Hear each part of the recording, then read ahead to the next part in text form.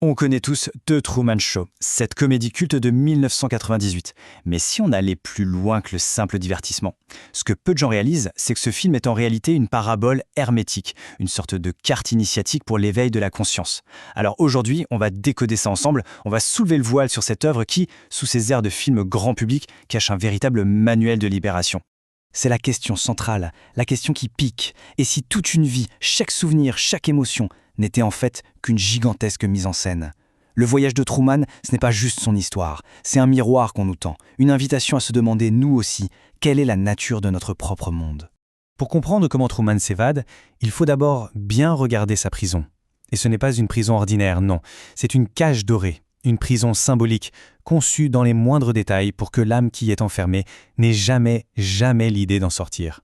Le premier indice, il est juste sous notre nez, le nom de la ville, Sea Haven. Si on le traduit, c'est le refuge de la mer. Sea, la mer, c'est depuis toujours le symbole de l'inconscient. Et Haven, c'est un havre de paix. C'est donc littéralement un refuge confortable au sein de l'inconscient. Un paradis artificiel où l'on est en sécurité et où surtout on ne se pose aucune question. C'est la caverne de Platon version moderne, une bulle parfaite où l'illusion devient la seule réalité. Et qui est le dieu de cette prison ? Un certain Christophe. Remarquez bien, ce n'est pas le Christ, mais Christophe, une version tronquée, un dieu diminué. D'ailleurs, il vit où ? Littéralement dans le ciel du studio, caché dans une salle de contrôle qui fait office de lune. C'est l'archétype parfait du démiurge gnostique, l'architecte qui construit une prison matérielle, mais qui la fait passer pour un paradis, tout en étant persuadé d'agir pour le bien de son prisonnier. Cette phrase résume tout son pouvoir. C'est lui qui allume le soleil le matin, qui déclenche la pluie. Il contrôle la lumière. Et symboliquement, bien sûr, quand on contrôle la lumière, on contrôle la vérité. Il garde Truman dans l'ignorance pour sa propre sécurité. Parce que pour ce genre de système, la liberté est toujours vue comme le plus grand des dangers. Bon, maintenant qu'on a planté le décor, passons au cœur du sujet, le voyage de Truman. Son parcours, en fait, suit un schéma initiatique universel, une sorte de mode d'emploi en 3 étapes qu'on retrouve dans de nombreuses traditions pour passer de l'ombre à la lumière. Ces 3 étapes sont la clé de toute transformation spirituelle. D'abord, il y a une fissure, une faille qui apparaît dans le décor parfait. Ensuite, la conscience se retourne sur elle-même. Et enfin, vient l'épreuve du feu, la confrontation avec sa plus grande peur, pour atteindre la liberté.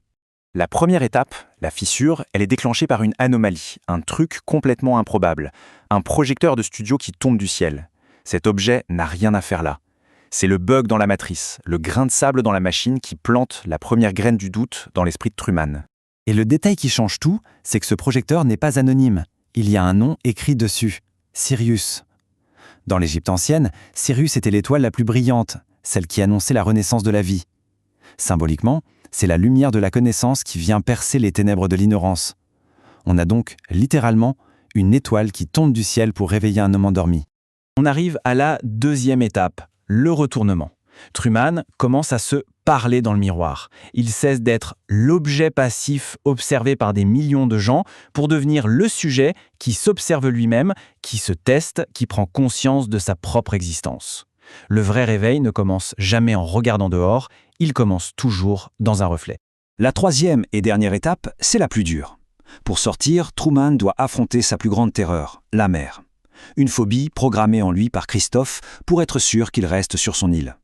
Traverser l'eau, symboliquement, c'est une image très forte. C'est traverser son propre inconscient, affronter ses démons intérieurs pour enfin atteindre les limites de son monde. Après avoir bravé la tempête, il atteint le mur du studio. Et là, il trouve un escalier qui monte vers une porte. Il monte les marches. Et leur nombre n'est pas un hasard. Il y en a 32, plus la plateforme finale, 33. Ce chiffre n'est évidemment pas une coïncidence. 33 est un nombre maître dans beaucoup de traditions spirituelles. Il représente l'accomplissement, la fin d'un cycle et le début d'un nouveau. C'est l'ascension finale, le passage de l'homme conditionné à l'être pleinement conscient. Maintenant, si on regarde la structure du film, on voit que les personnages ne sont pas juste des rôles.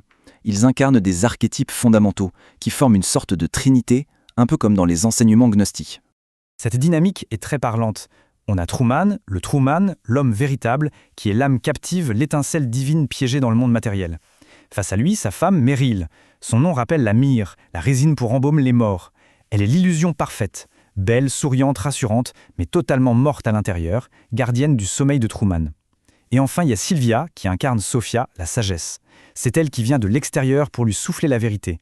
Elle est la lumière qui dérange, et d'ailleurs elle est immédiatement expulsée, parce que la vérité est toujours une menace pour la prison. Et on arrive à la conclusion. Parce que le film ne se termine pas quand Truman sort. Non, il se termine en nous renvoyant la balle, en connectant sa prison à la nôtre, celle de notre réalité moderne. Le passage de la porte par Truman, c'est une pure transformation alchimique. Solvay et coagula.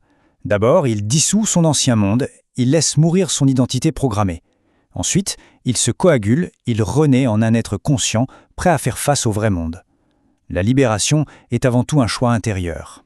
Il faut se rappeler qu'on est en 1998. Pas de réseaux sociaux, pas de surveillance de masse comme aujourd'hui. Et pourtant, ce film a tout prédit. Il n'a pas seulement critiqué la télé-réalité naissante, il a anticipé la société dans laquelle on vit, où la mise en scène de soi et la surveillance sont devenues la norme. Le parallèle est juste frappant. La réalité scénarisée de Sea Haven, ce sont nos bulles algorithmiques. La surveillance constante qu'il subissait, c'est notre auto-exposition volontaire sur les réseaux. La grande différence, c'est que Truman était piégé à son insu. Aujourd'hui, beaucoup choisissent de rester dans la prison, en pleine connaissance de cause. Le choix final de Truman, on peut le résumer avec cette fameuse analogie de Matrix, sortie juste un an après. Rester à Sea Haven, c'est prendre la pilule bleue. Un monde confortable, mais faux. Franchir la porte, c'est prendre la pilule rouge. Choisir un monde peut-être plus inconfortable, mais au moins un monde qui est vrai. Et c'est là que le film nous laisse. La question n'est plus de savoir si Truman va sortir. La vraie question, c'est « et nous ? Est-ce qu'on va le faire ? Qu'est-ce qui peut retenir une personne ? Le confort ? La peur ? Le regard des autres ? La porte est toujours là. Le vrai combat n'est pas contre le monde extérieur, il est intérieur. La question reste donc ouverte. Qui est prêt à franchir sa propre porte ?